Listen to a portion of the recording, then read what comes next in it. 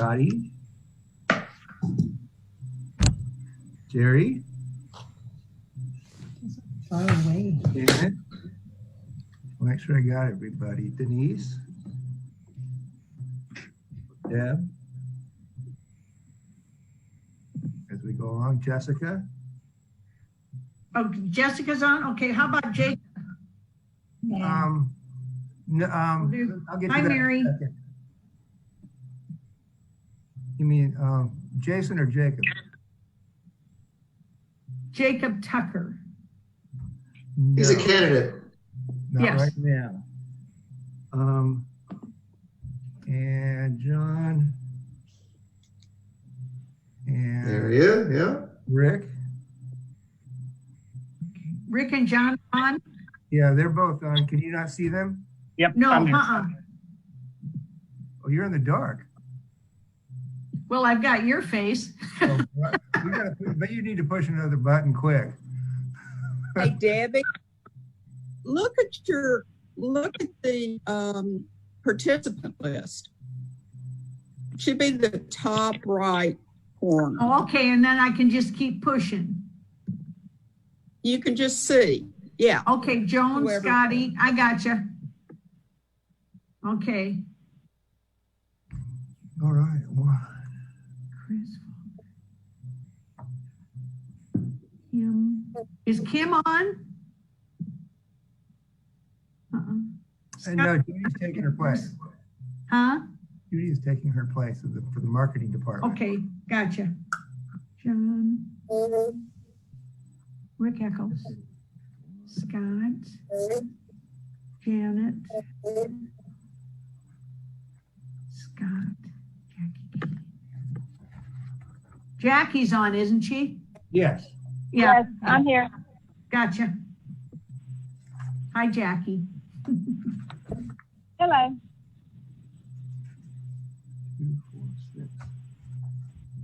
And Scott, Jacob. Janet, Bell. Okay. Who's missing? Is Tom Judson joining us? No, he won't be. Okay, okay. Tammy's kicked us off. I think we've got, we've got a pretty good representation. So let's get started, okay? The one thing I didn't do is publish the agenda, so if you'll bear with me for just a second. Let me pop it up.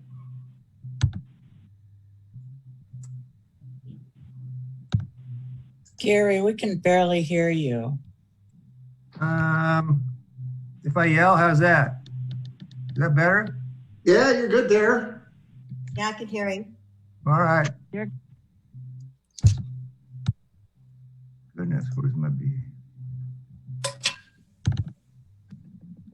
Dive in. We could say.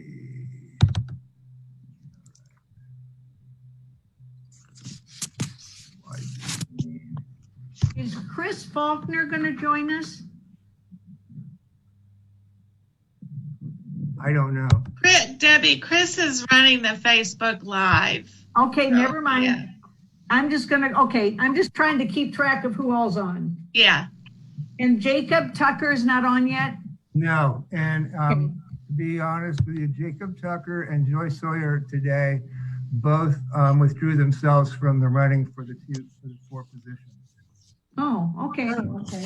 Yeah, so I just got one of them like right before the meeting, and the other one came through my personal email a little bit earlier. So Who was that withdrew, Gary? Jacob Tucker and Joyce Sawyer. Okay. So, they weren't very sure really about how their work situations was going to be. So,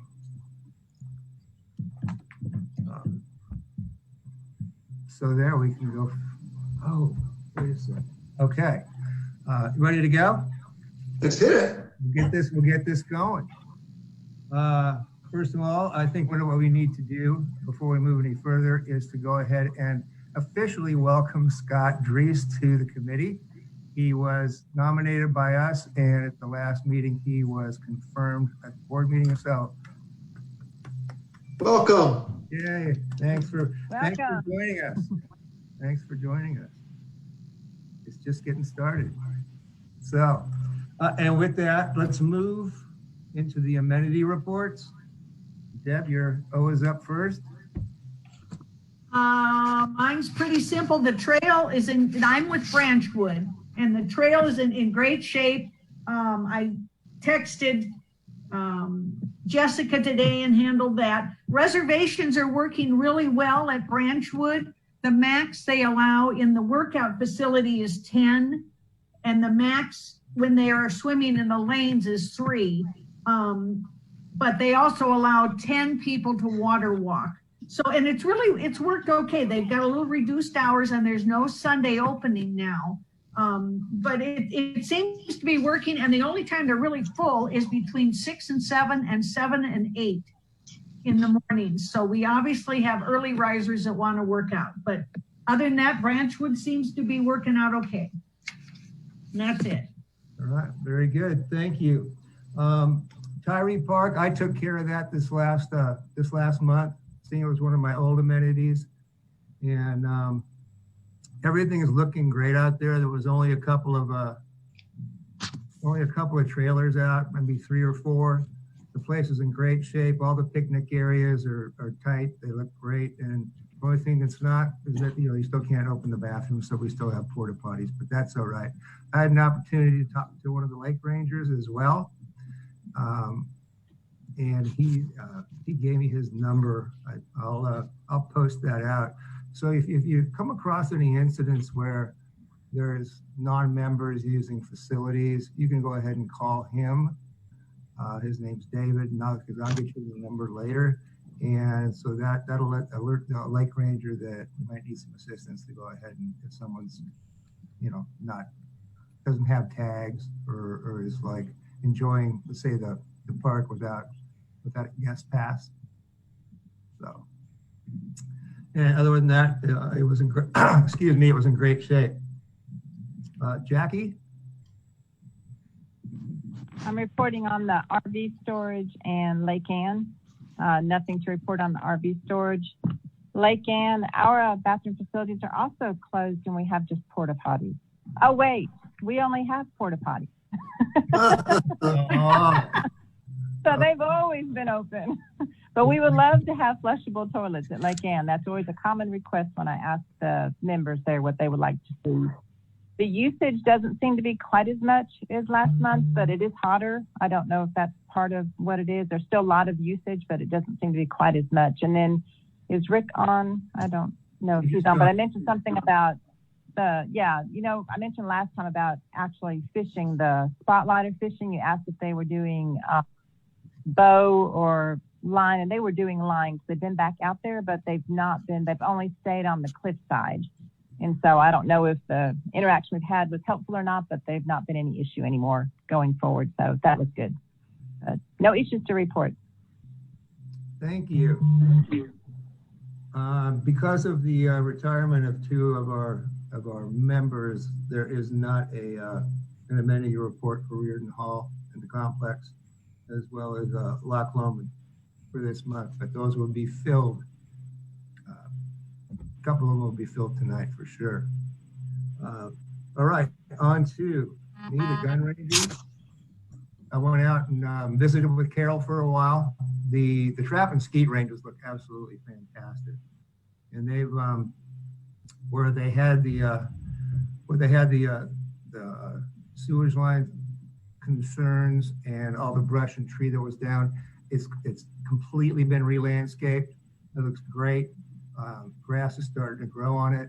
They've got yellow bumpers they've put up so people park in the appropriate places, and everything just looks really, really good out there. It's well kept and manicured. And there weren't very many people because I went out there like at 10, 15 in the morning. But the usage has been good. It's been coming back. There's a couple things that still would like to get some additional people out there. And then went over and talked to Royce at the pistol and rifle range, and it was pretty busy on the rifle side. And things look good out there as well. Been moving stuff around, cleaning some stuff up, and it looked great. So that's my report on the 2 gun ranges. Val? You're on mute. Oh, there we go. Can you hear me? Yes. Okay. The RV park is still staying busy. The bike trails and hiking trails through Blowing Springs is busy. We rode our bikes down to see what was going on further down where it was by the bathrooms, and they've got some of the path paved now, and they're working out on Manchester almost to our block, which we're real excited that it's going to be done here pretty quickly. And that's about it. There's not much else going on down there with all the construction of the trail. All right. Thank you, Val. Mm-hmm. Once again, Tanyard and Avalon will be taken care of in the next upcoming month. And Chris, Metfield and London Park. Yeah, I'll comment about that construction on the Greenway at Blowing Springs. That's moving along nice and fast. So thank goodness for that. A lot of people are excited about that. And now moving over to London Park. So just like your amenity, Tyree, it's looking great. It's really green. Things are clean. But I think because of the heat and everything, usage is down a little bit. There was only like 1 boat trailer there last week when I visited. And in the time before, there was a couple kayakers, but not really crowded like I saw in the like in May and June. It was a little bit cooler. But there's no issues to remark there. So going over to the Metfield complex, again, it's clean and tidy. The playground is still quarantined off because of the pandemic. It was late Saturday morning. There were 15, 20 cars in the lot for swimming at the pool. And their restroom was there. I called in a slight little plumbing issue to John on Saturday. I suppose that's been taken care of by now, and there's no issues there. Things are looking fine. All right. Thanks, Chris. Now, there's one thing that I didn't put on the agenda that has happened over the past 2 months. We brought Janet on board as a committee member, and we have also brought on Scott as a committee member. Both were approved by the board at different times. At this point in time, what we need to do is we need to have Janet select one of the 4 amenities. Let me pull it, if I can share my screen.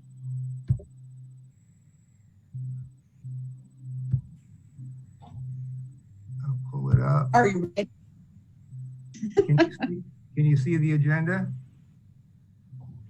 Yes. All right.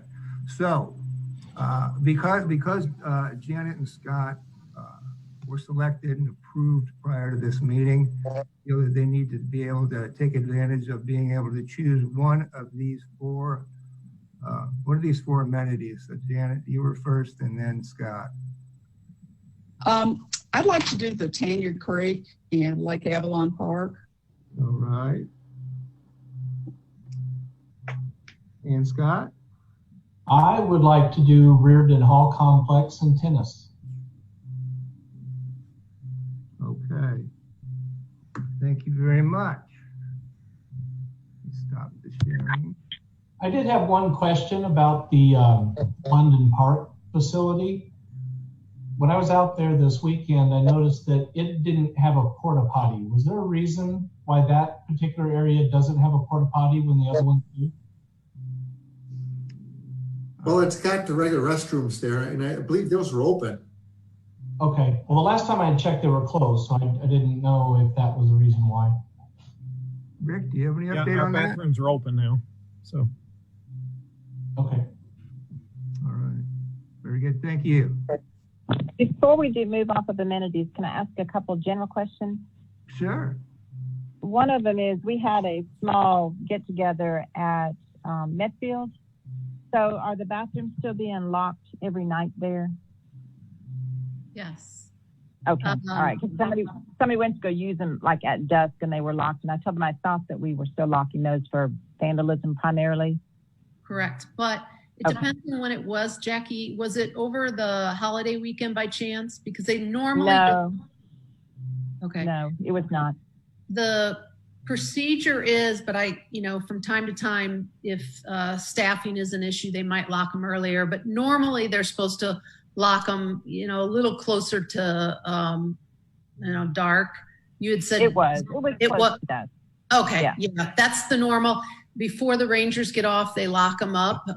And we'll hear about this in my report, but we continue to be challenged at Metfield, particularly with vandalism. And I'll just comment, those bathrooms at Metfield looked great. I told them, my family was there and I said, we've had problems with vandalism, but they look really good. So they're keeping them up very well. Good. But another amenity question that I just don't know, and so I didn't have an answer. The tennis courts that are over there behind the Metfield, really kind of behind Dogwood Golf Course, are those Bella Vistas? They're very in disrepair, and I just wondered what the history of those were. No, those are not POA courts. Those are Townhouse Association courts. And you're right, they're in very bad disrepair. People have brought up to us before, why don't you take those over and then we could add pickleball courts. But one, it's not our property, and two, they're in such disrepair and we have our own courts that have problems. So we wouldn't, be interested in that. But yes, they are not ours. Gotcha. All right. Thank you. Mm-hmm. All right. Thank you. Let's go to new business. Deb, is the anything changed on the meet and greet? I think it's in September. Hoping September 12th, I'm sorry. September 12th will be our next meet and greet.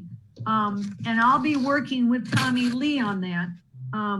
What we may have to do is limit it. Right now I've got about 25 people signed up.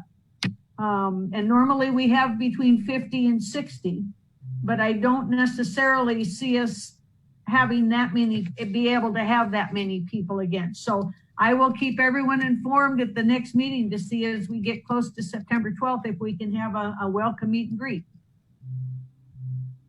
All right, thank you. Next, one of our members, John Bauman's got an idea for the gun ranges. And what I want to do is see if we can get John selected up here. Judy, you know how to make that happen? Have just John or the sheriff. All right, Gary. I'm on Tia's side. There you go. Here you are. All right. So what I was looking at doing, I know that we have some novice shooters as well, member-wise. And I think a lot of people are a little intimidated as far as coming up and going to the shooting range and actually having to step outside of the safe zone, so to speak. So I was looking at doing a makeshift, basically target retrieval, so that one person doesn't have to leave behind the bench, but it also allows the other shooters that are maybe more experienced or so they can get into the realm of things, so that they can stay behind, the novices can stay behind the benches and be safe. The shooters can still shoot, and you can basically wheel out a target and then retrieve it to look at it. And you can set it at intervals or anything like you want to that would be variable. To give you kind of a rough, excuse my Michelangelo look here, but so you can't see it. But that's kind of similar to what you guys have got already as far as your metal targets out there. Just basically applying the top of it and then setting a sled there to where a person can be right there and shooting and then retrieving or pulling out their targets while being behind the bar. I know you probably can't see because it's so bright back here. But yeah, that's a good idea. And I think I can do it for a minimalist cost. Good. I'd like to be able to see if I can maybe work with the people at the gun range and just do one at, say, the very end on the pistol side, and just get their input of what they think they would like, and then try and make that happen for some of the novice shooters. I have a question, John. Is that kind of like when you're in an indoor range? Except Yeah. manual? Yeah. Absolutely. You can run it out. Yeah, it won't be mechanical, but it'll actually be where you can pin it up and you can just slide it out. Okay. Just to give you that option. I'm trying to think of a lot of different ways that it won't affect being shot, so to speak, or having the sag and maintaining the 4 foot from the ground rule and stuff like that. John, this is Debbie. I am not familiar with the gun range, okay, nor shooting. However, what you're saying is when you say add the slide would move the target back and forth, correct? Yes, there'll be a sled that will connect from the top, from the rope itself, onto the target to allow it to swing back however far it needs to swing back. Yeah, it's almost like an old clothesline. Yeah, Okay, exactly. so basically the purpose is for safety. Well, So, it's for safety and it's for comfort, because we went out shooting last week, remember, and it was their first time. So I mean, I was going through some of the rules and just the safety aspects of things, and she goes, I like Parker over there in Rogers, the Parker shooting range, because you just send the targets out and you bring them back. I don't, that's why I didn't want to come to this one, is because I felt uncomfortable. And I was like, well, I understand that, because you do potentially put yourself in a situation that you could get hurt.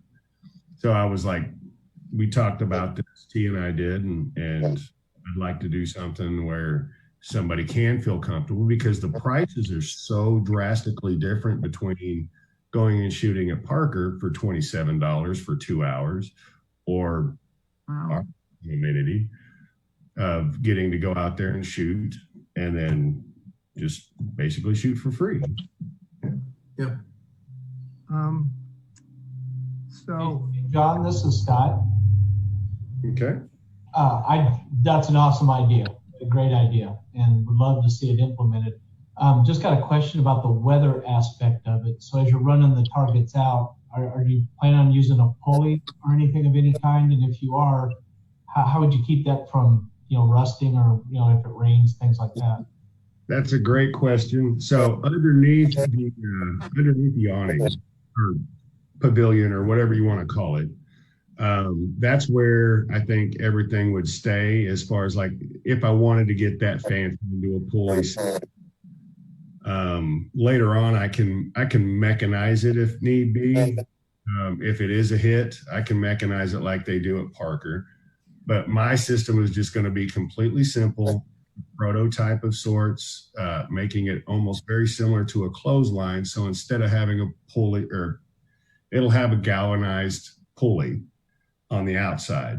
And then on the inside, we could make it plastic. We could I could 3D print them. It doesn't really matter. But yeah, as far as rust, one of them will be under the pavilion. One will be on top of the metal range now. And we can make it galvanized. We can do it plastic. There's multiple ways. That's why I would like to get with the gun range and get their input. That's a great question. Yeah, no, great idea. I think that'd be an awesome addition to that amenity. Yeah. So John, I actually manage the gun range, and I'm John, by the way. And yeah, well. Yeah. And I've seen them done a number of different ways. It's something we've thought a lot about. We've just never came up with a good design. I've been to shooting ranges before that use just bicycles, recycled bicycles. Absolutely. They crack me up. I've seen them do that, and bicycle wheel overhead. And yeah, I've seen a bunch of them. and they'll use a heavy gauge wire. I'm sure you've probably seen them before. The only thing that kind of gives me pause is those types of systems can sometimes become maintenance nightmares. And that's what we've been kind of worried about, which I'm sure you're probably aware of. But yeah, it's something we've definitely thought a lot about, getting a system like that, because with 25 yards, it should be fairly easy to do that. It's just getting the maintenance and getting it to last in the weather will be the challenge. So John, I'd like to sit with you at some point in time. If you need my information, Tia has it. And then you and I can get along together and we can figure out what parts need to be aluminum, because I'm afraid of the bullets. I want to make sure that the deflection, if it does get hit, there will be some deflection to the ground, et cetera. And then we can work on getting that aspect. I do prototyping anyway, so we can work on whatever you want to, and I will try to make it as maintenance free as possible. Perfect.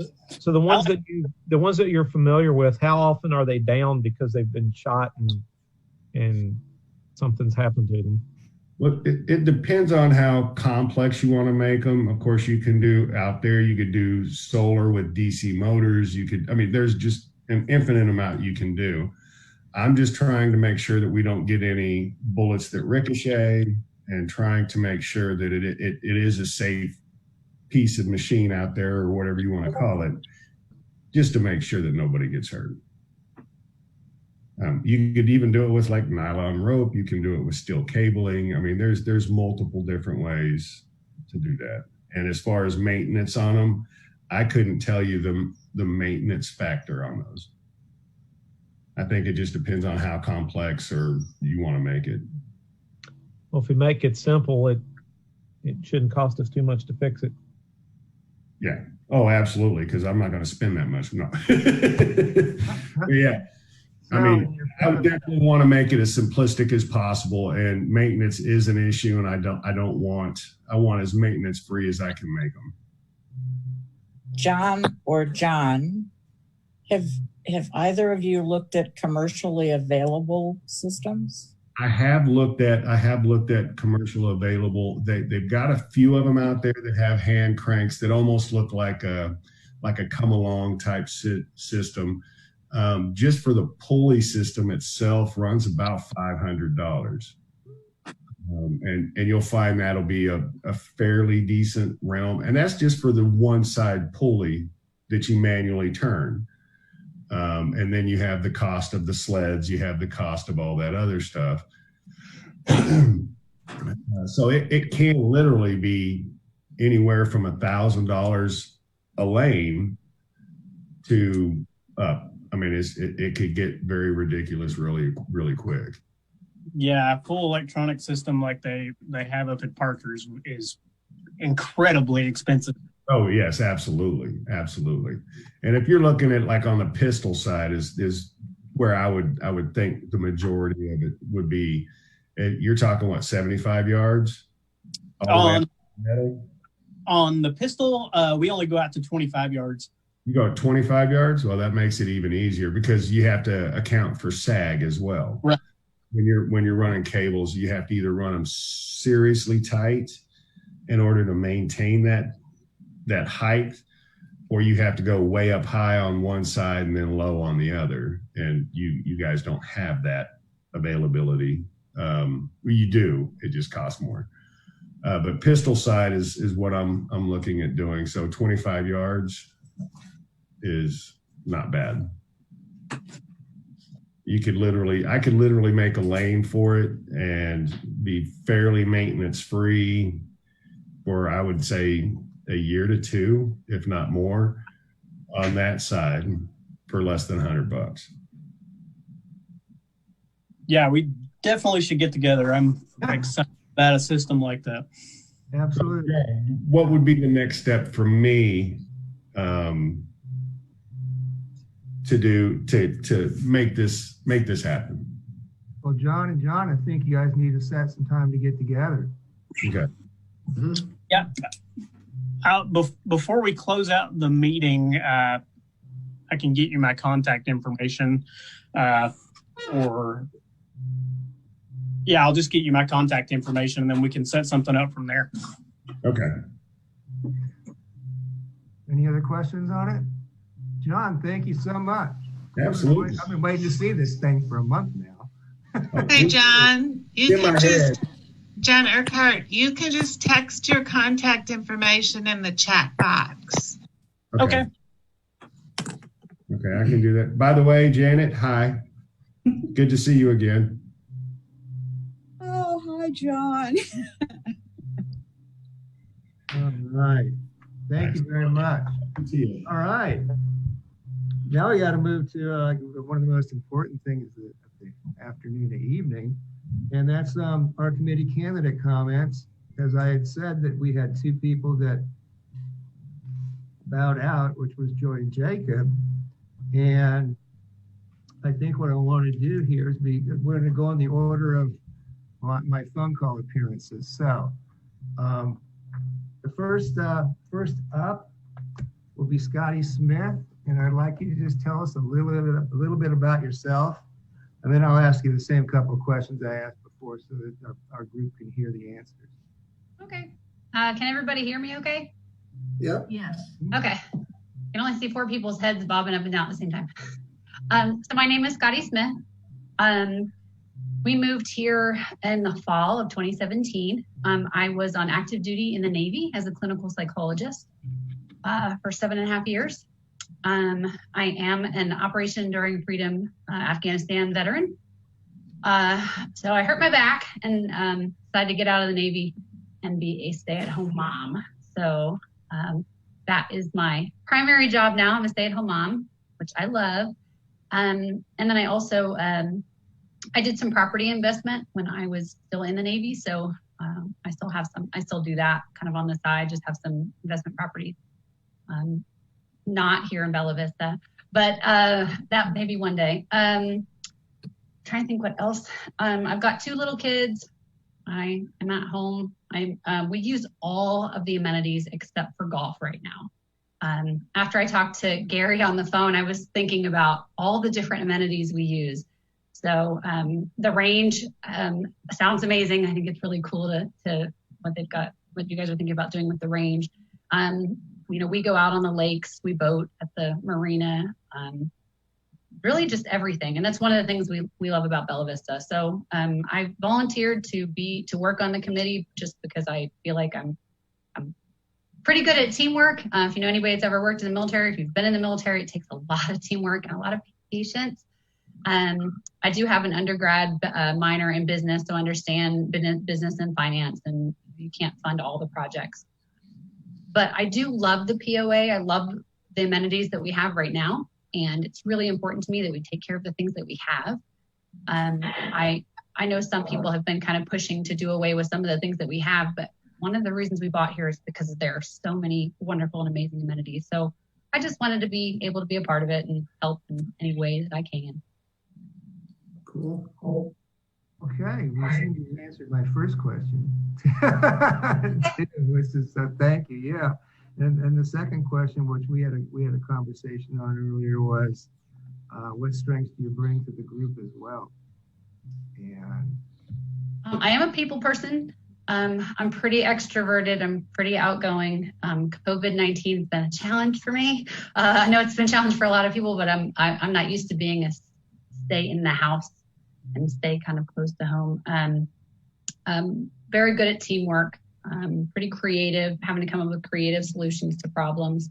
I did that a lot in the Navy. Mental health in the Navy requires a lot of creativity. I think those are good ones. All right. And then, you have any questions of us? I don't really. I think I had asked you some questions before, just kind of, and coming to the meeting was really helpful too, just to see the different areas that you guys are a part of and how you report on them. And I think one of the things I had asked you is what kind of things that you guys have contributed, what things that you've worked on. And you had mentioned the pistol range idea. And I think I had told you I have some ideas I just kind of jot down. Every once in a while I'll send an email. I see Tia Bidwell up there. She has been my go-to person on Facebook anytime I ever have a question. So I'm I'm used to just, if I've got a question, I'll ask. I'm used to emailing when I've got questions about things. And again, I'd like to help be part of the solution.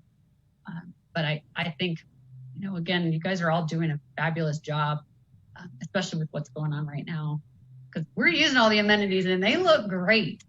So, and I can't think of any questions I have for anybody right now. Well, thank you very much. I appreciate it.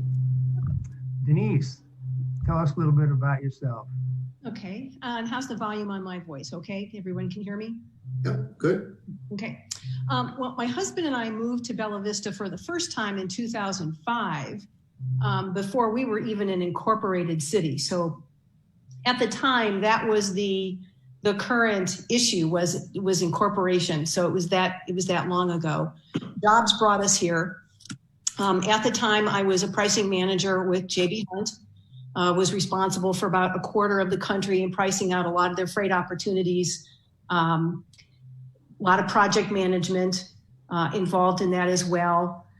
Jobs, unfortunately, then took us away in 2007. And at the time, because we were working, we really didn't get a chance to use the amenities like we wanted to. Jobs took us away. And then we eventually moved to Italy. And when we returned to the United States in 2017 or 2018, this is where we moved, was to Bella Vista. We came back. We visited, we saw that it was such a wonderful community. It had matured beautifully. The recreation part of this and the amenities were what drew us here to the area. So we really enjoy here. And now this is truly home. I don't see us leaving and going anywhere else anytime soon. We do also use a lot of the amenities. I do all the classes when we can. I guess one of the things that I want to say about the community is when I retired, I had time to do all the fun stuff that I do now. And one of the first things that I did was I became a master naturalist. And one of our missions is to educate the people of Arkansas about all the things that we have. So additionally, on top of that, I became a certified interpretive guide. And that means that I have been trained to give really good presentations that are meaningful and not just informative. You don't just regurgitate facts.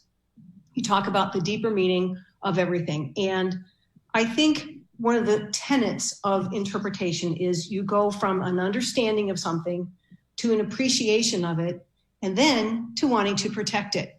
And I think for a lot of us who volunteer, we have made that mental leap to become involved in this community because we care about it. We understand it, we appreciate it, and we want to protect it and make it better for our neighbors, ourselves, our future neighbors. And so I think that's one of the reasons why I wanted to be involved in the committee. So that's it. Great. All right. And so you told us quite a bit about what you can do to help. Do you have anything else you might want to add to that? Not really. I mean, anything that's needed at any time, I have the time to help. So whatever is needed, I'm available. Don't have any particular things that I wouldn't want to do. So wherever I can help the most. All right. Thank you. Do you have any questions for us?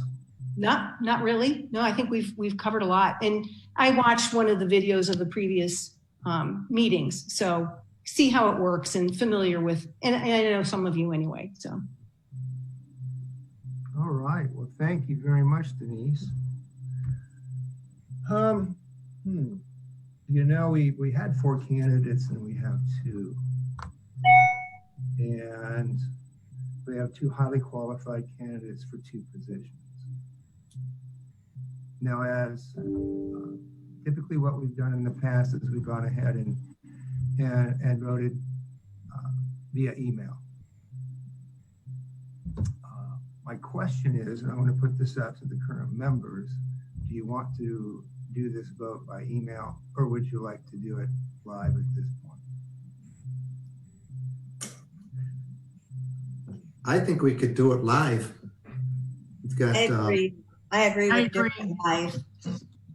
Okay, so for the first position, Scotty Smith. All in favor? I'm in favor. Put your hand up. 1, 2, 3, 4, 5, 6, 7. All right. Opposed? All right. Well, thank you very much, Scotty. We've been nominated. Thank you. Thank you all. Board meeting. And now for Denise Klinger. 4. 1, 2, 3. Opposed? Opposed? All right, unanimous vote. Thank you very much, Denise. Welcome to the team as well. Thank you, everybody.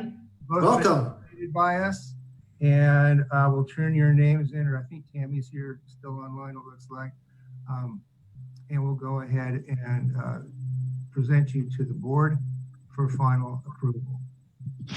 Thank you very much. Yep, thank you. Excellent, excellent.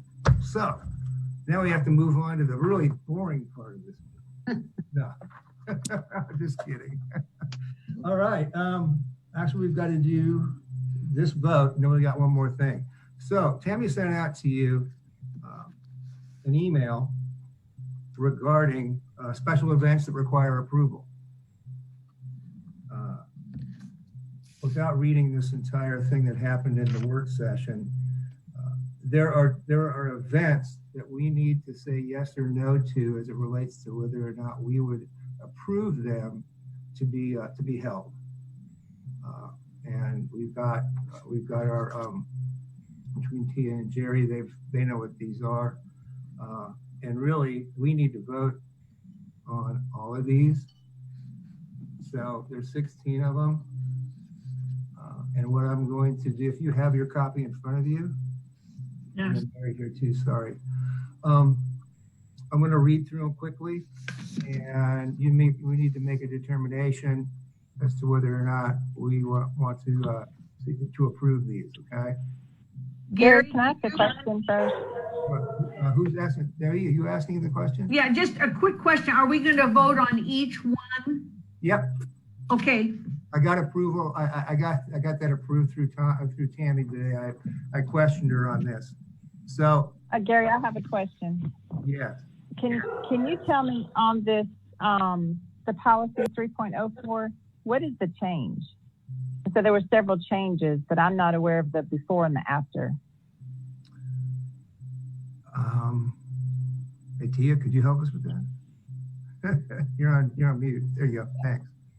Good question. So what we wanted to do with the 3.04 was to come in line with the 2020 plan, because in the previous years, it was basically open to the public. I know that's a horrible word, but anybody could come to a lot of the amenities. Now with 2020, they are private. So with thinking that those are private, we had to make some specific wording changes to 3.04 with member and guest policy.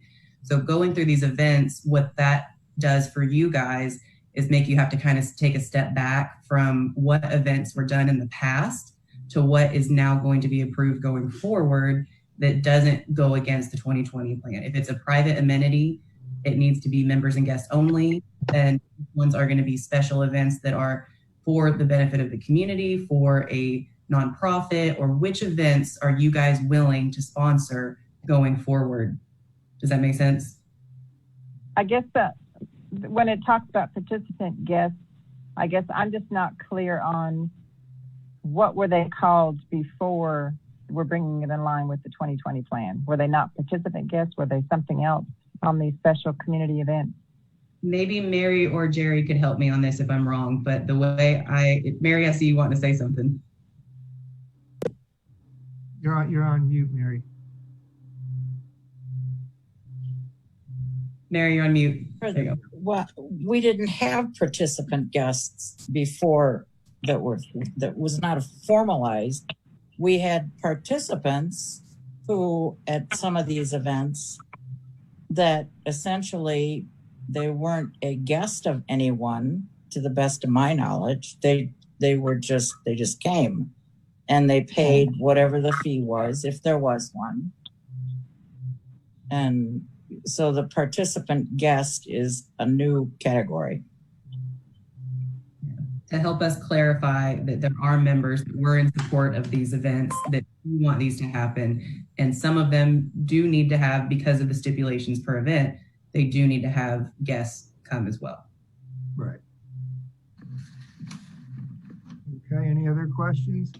Gary, can I make a suggestion just to help tally? And Deb, I told Gary I would kind of back you up on tallying for all of these. But if everybody looks at the bottom of their screen, there's a reaction button.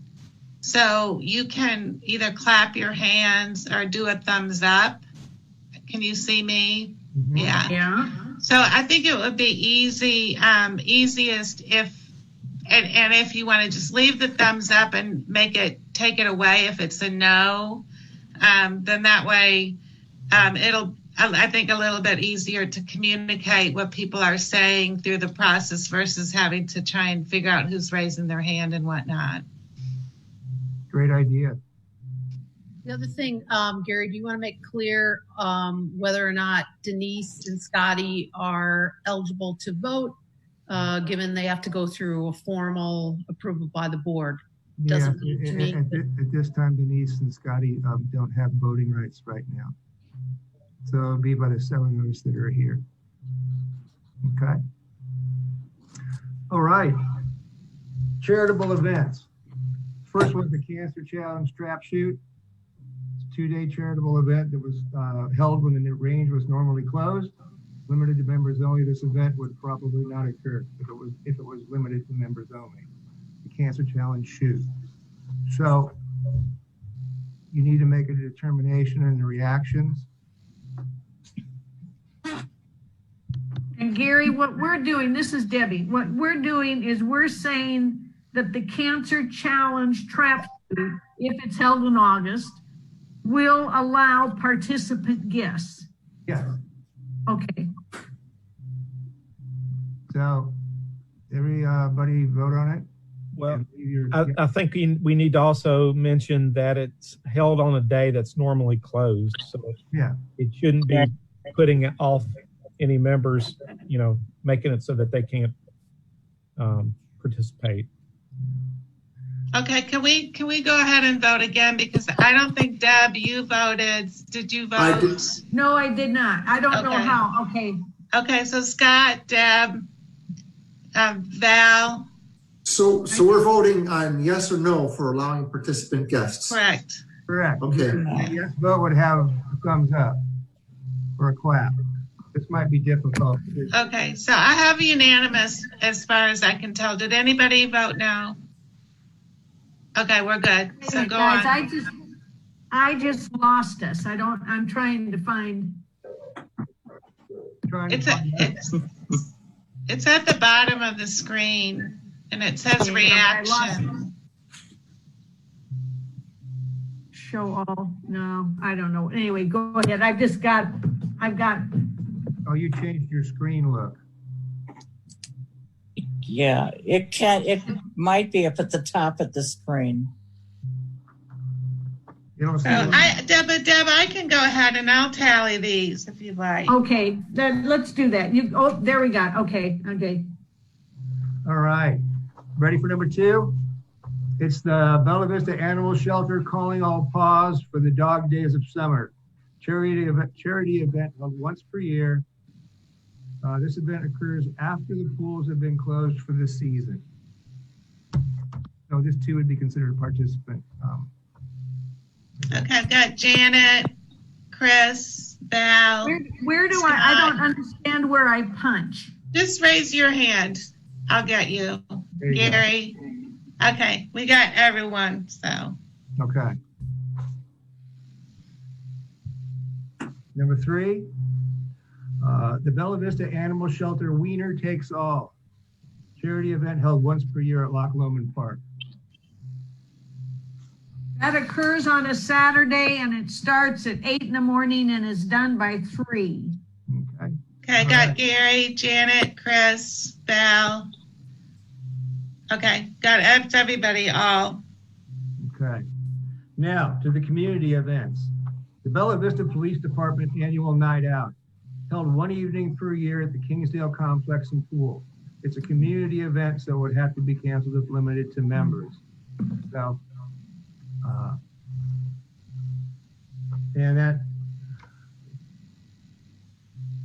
so it's in the evening. Joan, is it start after the pool hours? No, it's done generally around 5 to probably 8. And they set up in the parking lot behind the pavilion. And as part of the event, in the past, we've done $1 get into the pool for anyone. And of course, that was before we changed our rates. But for instance, people that live in Bella Vista who might be renters who are not members could obviously come to that event in the past and use the pool. And the police set up a number of safety stations, education awareness stations in our parking lot. Okay. Any questions, anyone? And one thing Yes. One thing I want to point out on that one is the reason it is with not members and guests only, and the reason we're asking for participants is because it is a Bella Vista Police Department. We still are part of the city, and that is we have to remember some of the police officers that are putting on that event to help our community don't even live in Bella Vista. They're not members. So that's really why this one is on the list. Okay, you ready? Good. Chris, yes. Janet. Scott, Gary, Debbie. Debbie. Anybody dissent? No. Okay, we're all good. All right. Second one, Bella Vista Police Department weapons qualification. These are all-day events that occur twice per year. These qualifications would have to be canceled if limited to members only. John, so is this done during normal hours or is this in off hours? Normally, up until this year, it's been done during normal hours. We always pick weekdays or days that are particularly low traffic. This year, we had started closing on Mondays, and we just started that. And I've been able to work with them, and for most of that training, we're going to try to do it on Monday only when possible. So we'd already be closed whenever we can make that. Where is this at physically? Gun range. Gun range, pistol range. Rifle. Rifle range, pistol rifle range. All right. Ready? Janet, Courtney, Debbie, Scott. It's important to have good qualified police officers. Got it. Thank you. I agree. All right. Kids Fishing Derby. Held at the pond adjacent to the Metfield Clubhouse. One event per year lasting 4 hours. Since the fish are supplied by the state, the event must be open to all.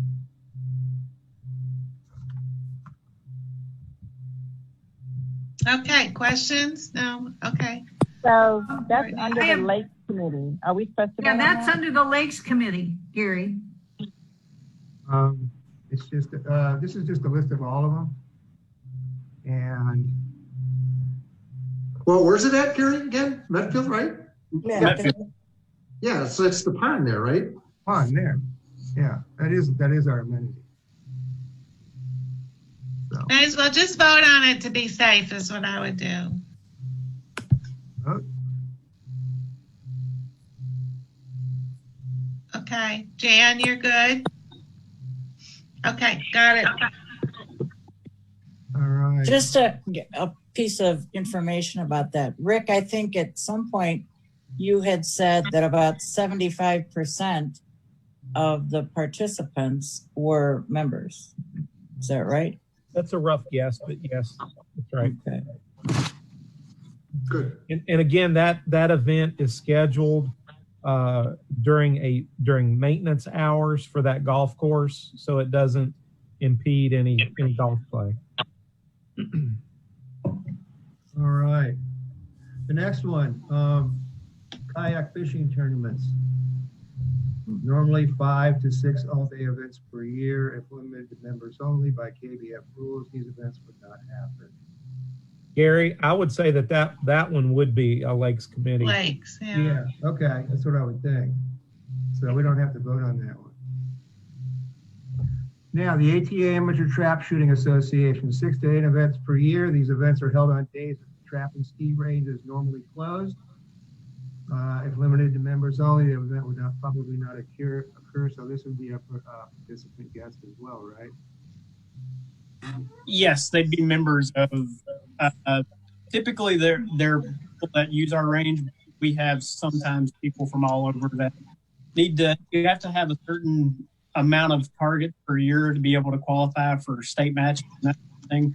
So they'll travel the circuit, get the targets in so they can qualify for state. Okay. And it's done normally when the trap and skeet ranges are closed? Always when the trap and skeet range is closed. Do any participant guests pay the guest fee for this trap shooting association? Yes, what's known as an ATA. So it's a guest fee, but it is we mark it down to ATA fee so we can keep track of how many people shoot, but it is a guest fee. And again, if this didn't happen, it would our members that want to be part of this, they wouldn't have this offered, right? Correct. That's my best guess anyway. It's a lot of work to get one of these. The guys that come in and look at our field and approve it. Right now, we have a member that does that for us. If not, we'd probably be relying on somebody that was not a member to come in and approve our fields for these shoots. Okay. Vote. Okay. Got it. All right. If I can just turn off my vote. All right, the next one is the Youth ATA, a one-day event which happens once per year. It happens the day the trap and skeet is closed as well. This is another qualifying tournament, isn't it? Yeah, but this one's specific to youth. It's EA, but it's very specifically for shooters under 16. Okay. It's oh, go ahead, John. I was going to say, so youth can participate in the ATA, or this youth ATA is kind of a way for them to not be intimidated by the really good guys when they're coming up, the near professional level type shooter. So this is kind of to get their feet wet with trap shooting. Okay. Vote.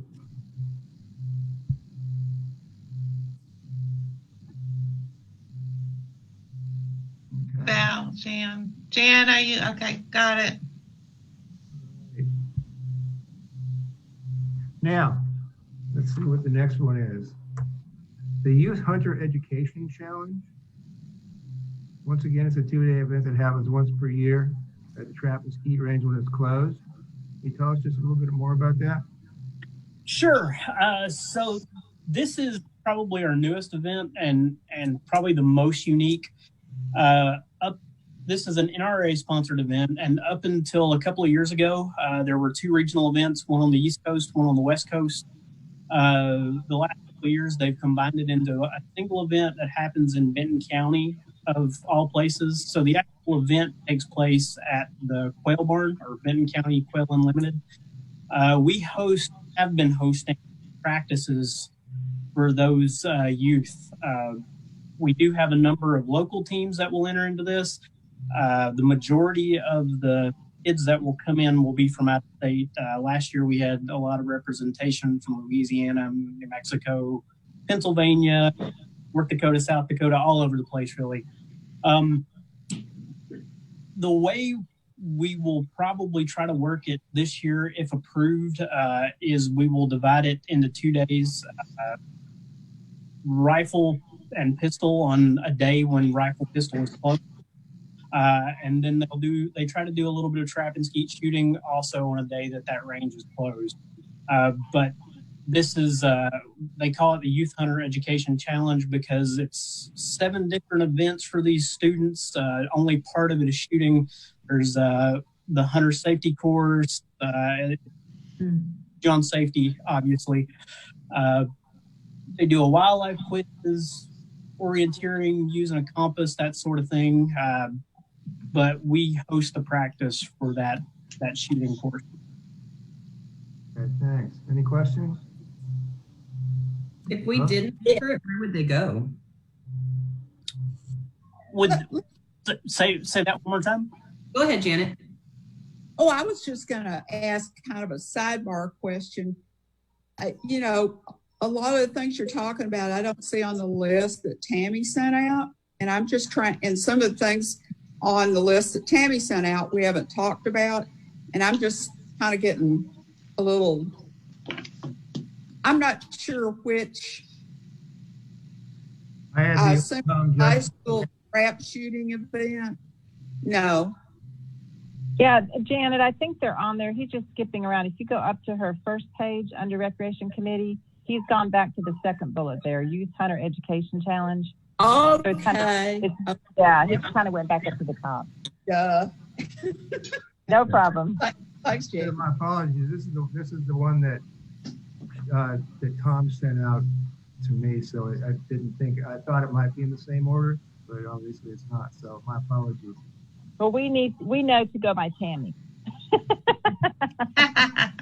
Yeah, and Tammy's not chiming in because she can't get her mic to work. So notice. We love you, Tammy.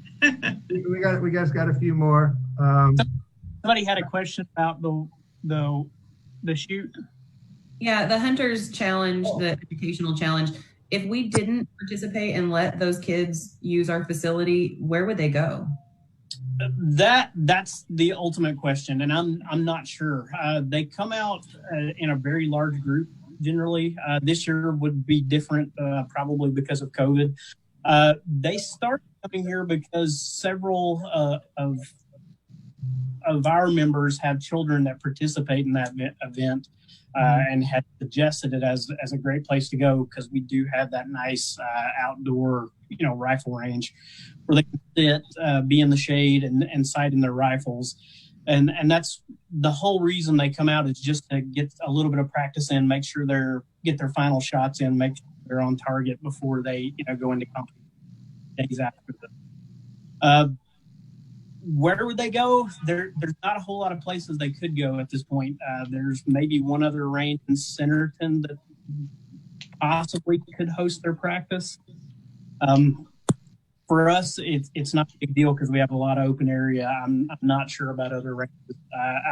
Hobbs would have been the ultimate, or would have been a good choice for them, but Hobbs is shut down right now due to maintenance and will be for quite a while. Oh, wow. And do we do this for free? Is it just an offering to them, or do they pay anything? No, they will pay a special event fee similar to the way they would over at Trap and Skeet. Okay. And this year, generally someone will step in and donate that fee on behalf of that organization, and that's what happened. Very good. Anything else? No, we got to move on and vote for this.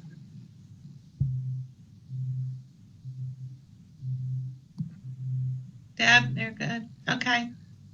We're good. All right.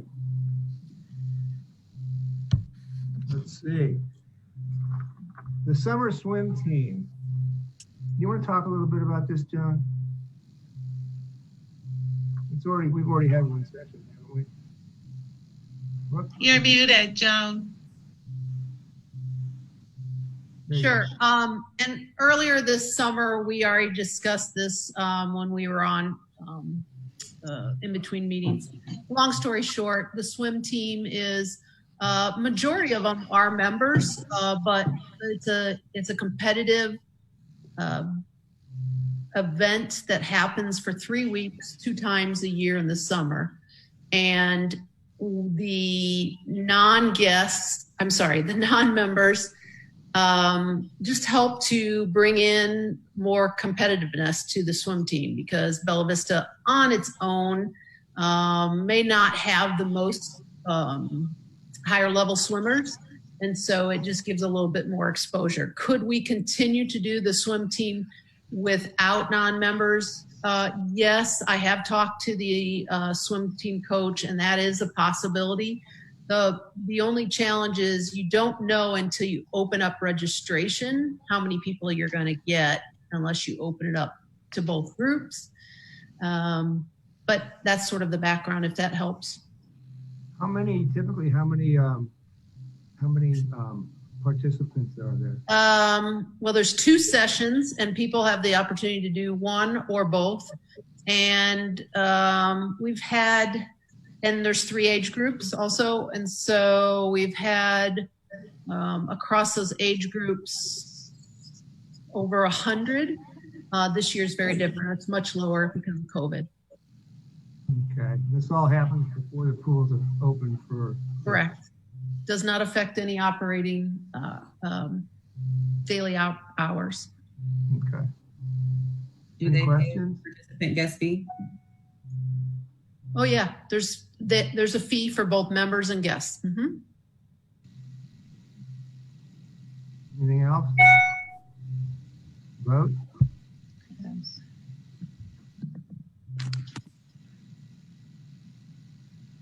Deb, you're good. Okay, got it. Okay. Let's see. We have POA sponsored events. The spring and Christmas bazaars. Don't they want us to vote on those? Sure. Just the short background is we've done the Christmas or holiday bazaar for years. It's one of the most popular events. Majority of the vendors, those exhibiting, are members. And I would say the bulk of participants are members, but of course we don't card people at the door, so there could be somebody from Rogers coming in. The spring bazaar we added several years ago, and we combined it with what we call our normal kids registration day for all our summer programs, including all our camps. Of course, that was canceled this year, as was the spring bazaar because of COVID. But it's just a one morning. Well, it runs from about 9 to 2 on a Saturday, and it's a spring bazaar, and kind of the same thing. Most of the vendors are local members, most of the participants, but there have been guests allowed on both sides. Joan, is it safe to say that we sell out all the vendor booths and it's a very popular event? Yep, and it generates income for us. It's a fairly low cost. My rec team does it all. We do all the setup, and Kathy does a great job managing it. So it's very low cost to put it on, but we do make some money. We also keep the cost very low to our members. If you've ever done a craft fair or a arts fair or whatever, normally the costs are pretty high to participate. We purposely keep our costs low so that people have the opportunity to exhibit. All right, thank you. Any other questions? Joan, is there a member and a non-member fee for that? Or is it just We haven't done that from a vendor standpoint. We could certainly look at that. We could definitely look at that. And participation is free. It's free admittance. Which is why we think it for now. Jackie? Do you think there's a chance that some member vendors cannot participate because it's booked with non-members as well? You know what, Jackie, that's a great question. Kathy has done a great job over the years of just continuing to expand it. So where once upon a time, we only did it in the auditorium. We utilize our outside rooms at Reardon to continue to accommodate. So usually we're able to accommodate most people. Now they may not get a prime spot.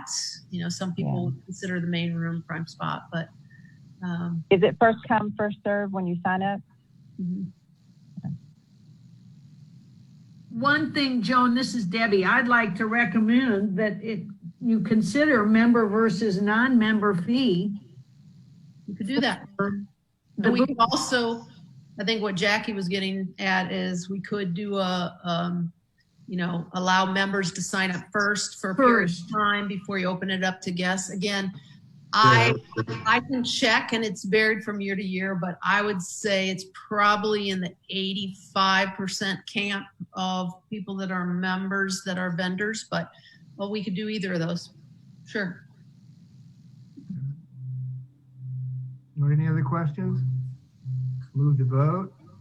I just want to commend you guys on Jackie and Debbie asking those questions. That's the mind frame we need to get to now that 2020 has passed, to challenge those things and ask questions. So I really appreciate that. Okay, Courtney. Debbie? Yes. Okay. Okay. All right. Let's see the Marty Haggard concert held one evening per year at Reardon Hall. John? So that was an opportunity that was brought to us a couple of years ago. It was very successful. And so we had the opportunity to bring them back last year. It was canceled because of COVID. That's probably not going to go on for 10 years at a time or anything like that, like other events. But there could be another concert or something like that that's offered in the future. Majority of the people that attended were members. There was not a differential in fee in the past. That is something that could be done. That is a money maker for us because we rent the venue to the concert promoter, and we also have an open bar. And so those are two ways. It's one day. Do it. Okay. All right, any other questions? Think about. Oh, Gary, the question I have is on the Marty Hager. The question is, are we voting on one specific event, or are we voting on opening Reardon Hall to other events concerning concerts? So the plan is, Debbie, I'll jump in here, Gary. The plan is that each year, myself and Rick, in this case, would have to come forth with events or programs such as what's on this list now. So this is not a one and done thing, Debbie. So next year, there might be 3 things that aren't on the list today that we are considering. We'd have to come forth to the committee and get you all to consider it. Or it might be an event that we've already voted on this year, but we would bring it back next year for you to vote again. So it would be sort of ongoing. Marty Haggard, I don't want you to get too caught up on. I want you to think more about the bigger program, because just today I was on the phone with the Arts Council of Bella Vista. They're working on something that they want to throw out there pretty fast because they have an opportunity with Theater Square. And of course, they want to use one of our venues to bring in a possible, let's call it a car or parking lot concert. And that's one of those things that comes up. And again, would most of the people probably be from Bella Vista? Yes, but unless they're going to card people or not sell, they're thinking about selling tickets, that money would go back to the Arts Council. You wouldn't know unless you market it as not open to anybody who's not a POA member. You good, Deb? Yep. All right, let's go ahead and vote.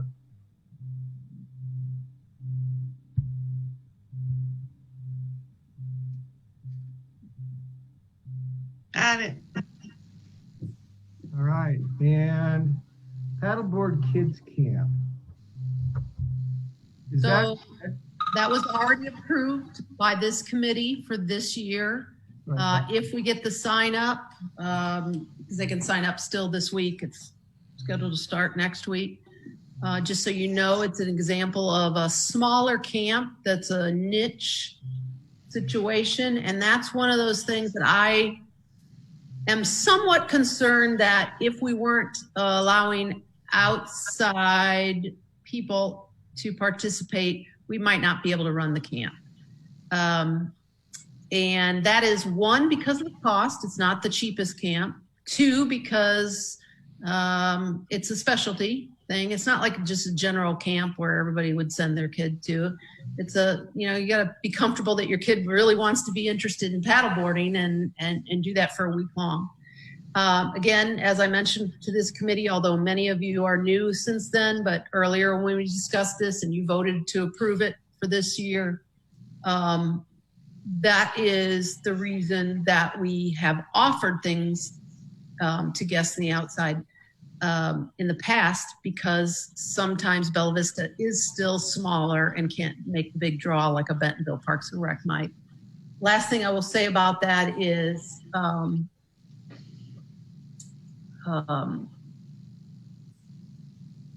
the fee for the non-members and members is different, but we could change that price structure. And then lastly, remember, guests that are coming to it, a lot of them are sponsored guests. So grandmother that wants to have their grandson who does not live here in Bella Vista attend. So that happens as well.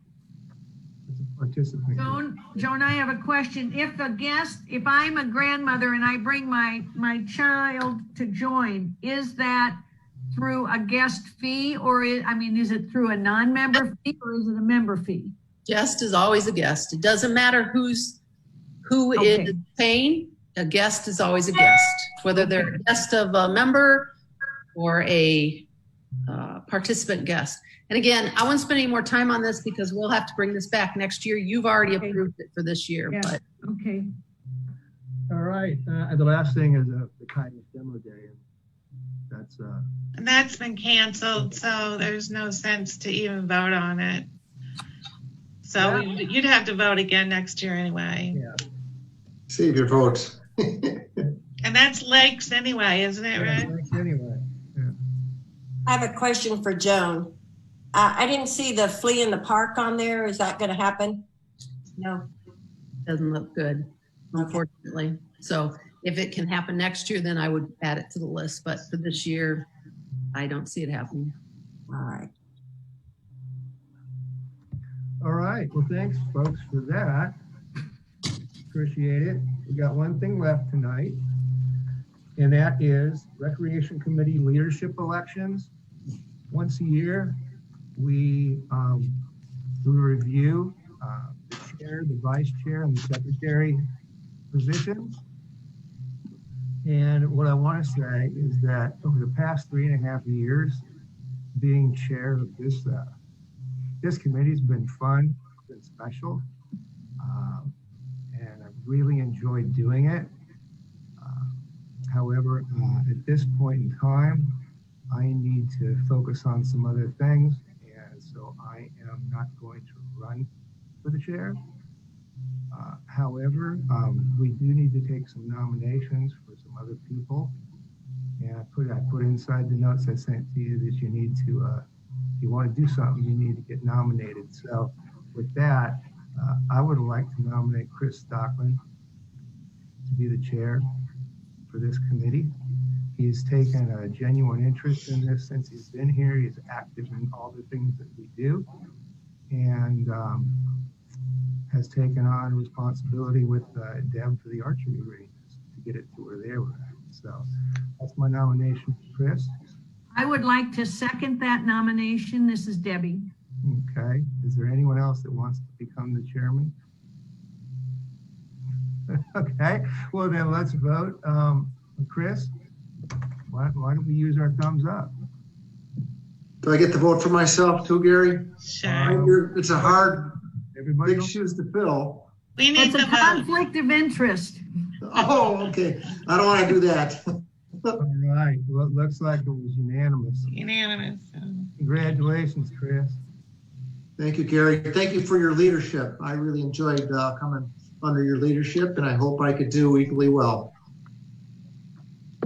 You will. You will. Now, vice chair. We need somebody who wants to be the vice chair, which means if Chris can't make it, we need to have somebody who'll be able to step in. And the vice chair works in concert with the chair as well. And we need to have someone who I'd like to say that my partner in the archery range, I think, would be a good partner as a vice chair too. So I'd like to nominate Debbie Sorensen. I second that. Very good. Everybody put your thumbs up. If you want to, if you want Deb. All right. Got it. Congratulations, Debbie. Thank you very much. I'm looking forward to helping Chris. And finally, someone's got to do this. We have someone that, Gary, I am going to ask Janet. I've talked with her, and I'm going to nominate Janet as our secretary for this year. I second it. It'll make Chris's job easier too. Let's go ahead and vote. Yay. Yay. Congratulations, Janet, and welcome to the committee. All right. With that, so we'll get all of those to Tammy. We'll take that and put those in front of the board for approval as well. And with that, let's quickly go to the POA staff reports. Tom does not have a staff report. He is not here, as you can see. And let's see if, let's see, it's 5:21 right now. So Rick, you want to give us a quick review, and then John? Sure. I reported this to the recreation, to the Lakes Committee last week, but there's quite a bit of overlap in what we do. So the Lakes Committee did vote to do a drawdown on Lake Rayburn this fall. That's the only lake we'll be doing this fall. And we've been talking about how much usage we've had on the lakes. And so I wanted to report some real numbers. The number of registered boats this year is, as of June the 15th, was at 5,455. And compared to 2019, 4,700, 2018, 4,588. So we're ahead of last year already by 169 boats. Also, photo IDs, we are 9,683 this year. 2019, 7,113.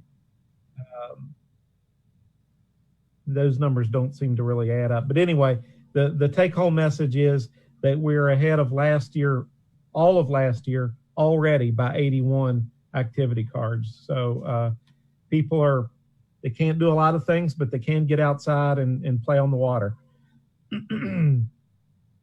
Our lake rangers have been implementing the 2020 plan since March, and thus far have removed 2,408 non-members through June 15th. That compares to 409 in 2019. In the past, we would just simply find someone that's not supposed to be here and offer them a day pass. And so we're not doing that anymore. And as you can see, we're having to run quite a few people off. Rick, this is Debbie. I have a question for you. You're talking 2,400. Are you talking like 6 people to a boat? I mean, if it's a 20, how do you come up with that? So it's each individual. If there's 6 people on a boat, then we're asking 6 people to leave. Okay, that's what I needed to, okay, thank you. Let's see. We're continuing to improve signage at our kiosks and boat ramps. Trying to share with you what's pertinent for the committee. We've replaced a kayak rack at Pontoon Park. We've also increased capacity there, and London Landing is next on the list. And we intend to do additional wake boat testing for the ongoing controversy that wake boats are on our 3 wake lakes. let's see, E. coli sampling has been ongoing this summer and has been, the results have been very good at the beach, and actually all our lakes have been very good. We've had some weed control issues on Loch Lomond and Avalon, but at this point they're pretty well under control. And we've also had some weed control in our golf course ponds that we've taken care of. And we continue to see extremely high usage also at the Tanyard Creek Trail. And our dog park is open again, and we're still doing alternate days. Small dogs one day, large dogs the next. And that's basically my report. Okay, thank you, Rick. John? I don't have a whole lot. I'll just say the rifle pistol range has been extremely busy. It's not something we expect a whole lot this time of year. Rifle pistols normally busy around October, November, whenever hunters are starting. This is the time of year when we think about trap and skeet being really busy. Not so much this year with trap and skeet. Most of our events have been canceled. We still have high hopes for the cancer shoot in August. Thank you guys for approving that, by the way. I know everybody will be happy about that. But rifle pistol has been the top busy. We've had our best month since at least 2015. And like I said, this was June. We normally see that in October, November. And we had our highest number of photo IDs by quadruple this past month. So just an incredible month over at Rifle Pistol. And that's all I've got. All right, thanks, John. John?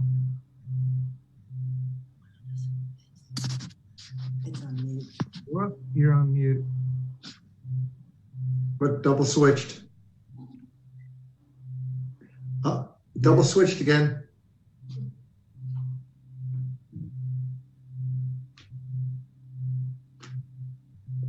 Yeah, there you go. Don't touch Okay. it. Now I'm having the Tammy problem. Can you hear me? Got it. Yes. Okay. As Val mentioned, Blowing Springs, the construction, which is the Razorback extension, continues. They have done multiple pours on the concrete, and you can really see the trail and how it's evolving. We have had some challenges with people not staying out of the areas that they were supposed to, and we are just trying to continue to sign and educate people. The back of the park remains closed because of that, although we do open it for things like weddings. We have a small wedding of 25 people there this Saturday, so we'll open it for them. The bathrooms back there remain closed. The marina is extremely busy, as Rick mentioned earlier. You know, the outdoor amenities are thriving. You probably know that the biking industry and the boating industry are seeing an all-time high because people are looking for things to do. So we're certainly seeing that at the marina. We're better than budget at the marina, so that's a great thing. Our outdoor programming and start in terms of fitness classes, the classes we've been able to bring back and provide a safer atmosphere by being outside are very successful. We do have some challenges with our water fitness classes in that the reservations, we can still only accommodate so many people. We've started back-to-back classes, but I only have so many instructors. And so from time to time, there is some frustration with members who can't get in or feel like the reservations are kind of cumbersome, and they are. Again, in a perfect world, we wouldn't have to do that, but this is our life as we know it. So if anybody knows me, and Scotty, you and I haven't had an opportunity to meet yet, but I'm very transparent. I'm going to share the good, the bad, and the ugly if there is.